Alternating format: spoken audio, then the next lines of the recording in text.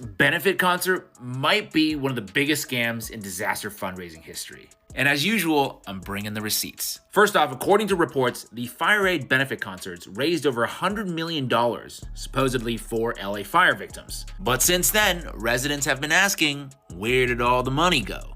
$100 million raised for residents, community things, and funds that are supposed to help with the Palisades, and there's no accounting or where the money went. They're not telling anyone.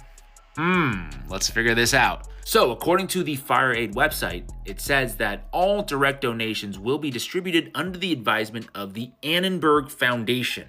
According to the IRS 990 form, the Annenberg Foundation is a 501c3 based in Conshohocken, Pennsylvania, in this lovely office building. One massive red flag right away is that only 33% of their annual expenses goes towards actual charity programs. The rest goes to administrative costs like executive compensation. And if you look at the numbers, they treat you pretty good over there, starting with top dog Cynthia Kennard, who's making $750,000 plus another 6 figures in bonuses, which is basically almost 7 figures just for one person there. Here is Cynthia, aka Cinny, hanging out with Gavin Newsom, discussing or strategizing about things like how to solve homelessness, among other things. This is one of those if you know situations. Anyway, just to give you a point of comparison with another nonprofit, Doctors Without Borders, they spend almost 90% of their money on actual programs versus less than 1% on administrative costs. Local journalists have also been asking, where's the money? They found, quote, the Fire Aid website names only 3 Palisades organizations that receive grants.